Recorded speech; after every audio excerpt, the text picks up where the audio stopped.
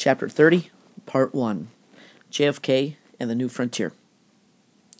John F. Kennedy was born to a wealthy Catholic family, and his father, Joseph Kennedy, had served as ambassador to England starting in 1937, which kind of coincided with the rise of Hitler, and he actually agreed with the appeasement of Hitler prior to World War II.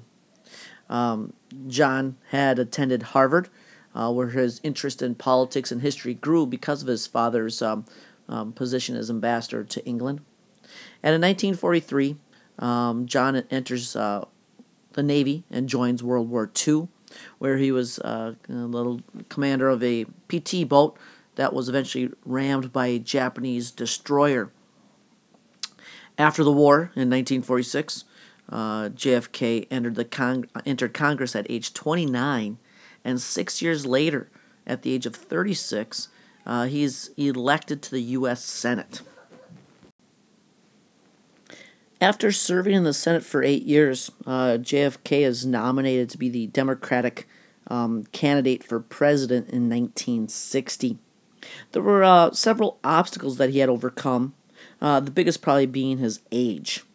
He would go on to become the youngest elected president ever, second youngest only to Teddy Roosevelt, who became president after William McKinley's assassination. But JFK kind of explains away his youth as kind of being an asset, where he can meet the demands of the tough job of being president, where he has vision and energy and the ability to put in the long hours that it takes. Another obstacle was his faith, being Catholic. No Catholic had ever been elected president of the United States. In fact, many times throughout our history, Catholics had been kind of discriminated against. But Kennedy explains that he won't allow his religion to interfere with his politics, and the politics and the government kind of comes before his religion. Kind of a third obstacle as well was his father, being that he was so extremely wealthy. He had actually pulled his money out of the stock market before the crash in 1929. But the fact that he did kind of go along with the appeasement of Hitler at Munich kind of soiled the name a little bit. However, with his wife Jacqueline by his side and with his family helping him campaign, he will be able to overcome all these obstacles to eventually become elected president in 1960. Two things that helped Kennedy get elected was one, his nationally televised presidential debates with Richard Nixon. They're actually the first time ever that the presidential candidates do have televised debates.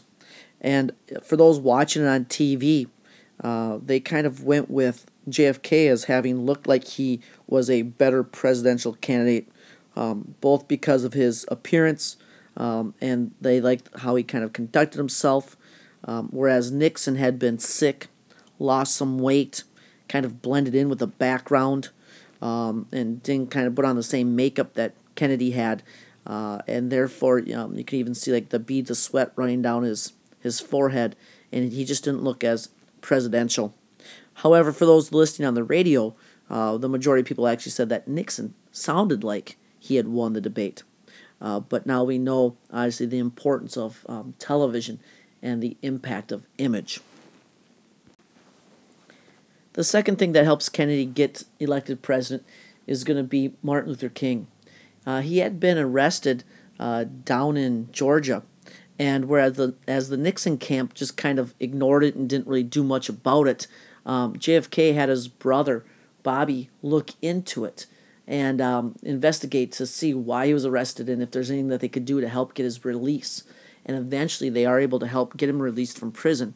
And what this will do will help swing the African American vote in favor of the Democrats. And in a highly contested election, it really does make a huge difference. As you can see, the 1960 election results were very close. In fact, Kennedy wins the popular vote by less than 0.2%, even though the electoral vote is a little bit wider. but Kennedy kind of comes to symbolize that youth, energy, and ambition, and that he'll kind of bring to the office. And with his victory at age 43, he becomes the only elected Catholic president, with Lyndon Johnson as his vice president. Just like FDR had the New Deal and Harry Truman had the Fair Deal, JFK had what he called the New Frontier. It was his ideas that he wanted to try to accomplish as president, dealing with long overdue reforms in education, healthcare, and even civil rights. While one of the New Frontier programs was aimed at reducing poverty, Kennedy was able to make money available to help the elderly and the unemployed. He also made loans to help those in the inner city improve their homes and increase minimum wage up to $1.25. However, even with Kennedy's wit and charm, he was unable to break the conservative coalition of Northern Republicans and Southern Democrats when it came to passing much of his other legislation. Even with those obstacles, with an increase in unemployment and the economy lagging, in 1963 he does propose a $13.5 billion tax reduction, which is eventually passed in 1964. And this has helped to credit an economic growth that doubles over the rest of the decade, as well as seeing a reduction in unemployment and personal income going up 13%, while corporate profits shot up 67%. While cutting taxes helped give people more money to spend, another goal of his New Frontier was economic expansion. So along with having more money, he also increases government spending in creating $900 million worth of projects to help try to create jobs. And much of his new spending went to the space program, where he gave $22 billion to the Apollo mission with the goal of landing a man on the moon by the end of the decade. In fact, more than half the federal budget in 1962 was devoted to space and defense. So the south and western parts of the United States benefited as they produced many of these goods. So the actual stimulation of the economy, much of it came from the defense programs and NASA's spending.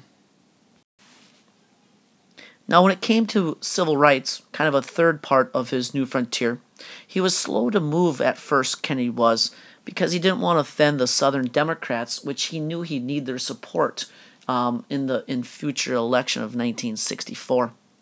With that said, however, even though he doesn't push for legislation right away, he does eventually encourage Congress to pass more civil rights legislation after seeing all the violence in Birmingham and other southern cities. With that said, he also makes high-level black appointments, including judges and other government officials. And the fourth area of kind of the New Frontier is when it comes to human rights. As he had asked at his inaugural address in 1961, he asked not what can your country do for you, but what you can do for your country. And his big initiative that he started was the Peace Corps, which high school graduates volunteer 2 years after graduation to go to some developing nation, maybe a former Soviet republic or somewhere in Southeast Asia or Central America, to help maybe build schools or homes or teach English or whatever it might be. And the Peace Corps is still used today by many of those who graduate from high school. Even with all of Kennedy's goals and ambitions and visions, he was tragically cut down by an assassin's bullet while visiting Dallas, Texas on November 22nd, 1963.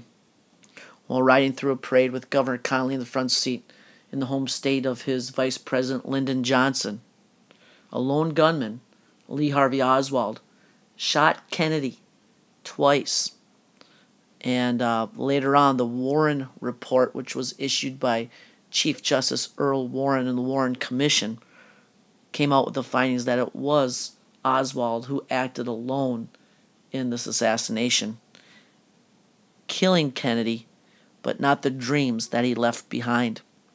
And many of his visions are seen throughout the rest of the 1960s, including major civil rights legislation that will be passed under Lyndon Johnson, and also getting a man to the moon by 1969.